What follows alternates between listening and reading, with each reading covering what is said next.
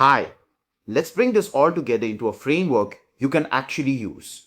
There is no universal better option here, only the structurally appropriate tool for your specific financial objective at this specific moment in your company's life. Use equity when you're financing genuinely unproven R&D or pivoting your business model, when you're burning cash with no short-term profitability in sight, when you need the network governance and signal that come with tier 1 investors, or when your balance sheet simply can't absorb mandatory debt repayments right now.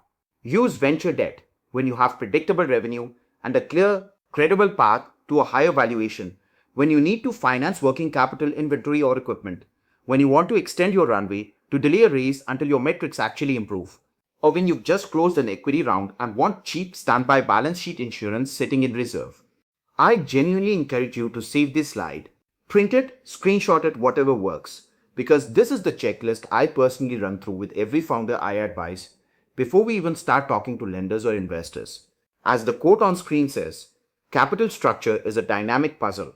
The founders who master the interplay between equity's patience and debt's efficiency are the ones who build more resilient, higher yielding companies. That's not a platitude. I've watched it play out again and again.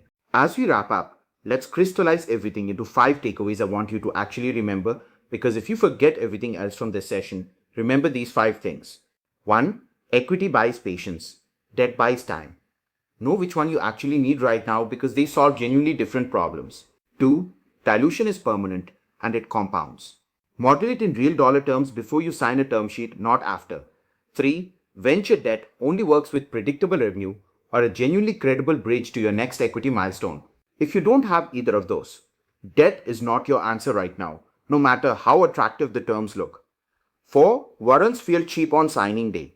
They get expensive fast if your company grows the way you're hoping it will. Negotiate that coverage the same way you'd negotiate valuation because it deserves the same attention. And 5. The most capital efficient founders I know don't choose one or the other.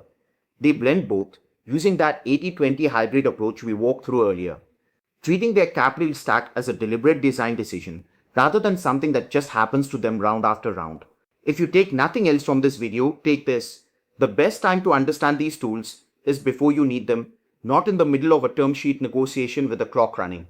Go back through this video, take notes on the sections most relevant to your stage, and come back to it before your next race. And that brings us to the end of today's masterclass on navigating the capital stack, equity versus venture debt. If you've made it this far, seriously, thank you. This was a longer, denser session than usual, but I genuinely believe this is one of the highest leverage topics we've covered on this channel, because getting your capital structure right or wrong follows you for the entire life of your company. Quick recap of what we covered: the core differences between equity and debt, the real mechanics of dilution, how warrants actually work, a side-by-side comparison you can use immediately, 4 real strategic scenarios, the hybrid approach I recommend to almost every founder I work with, and a look at the venture debt landscape right here in India. If this session was useful to you, drop a comment below and let me know which scenario matches where you are right now. I read every single one of them, and honestly, some of the best topics for future videos have come directly from your comments and questions.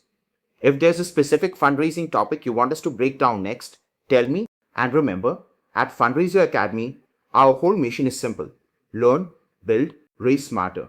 That's it. That's the whole philosophy.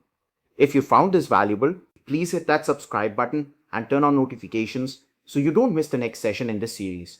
We've got a lot more coming on pitch decks, unit economics, and investor psychology. And if you know a founder who's about to raise their next round, do them a favor and share this video with them. This is exactly the kind of thing I wish someone had walked me through earlier in my own career. Thanks so much for watching, and I'll see you in the next one.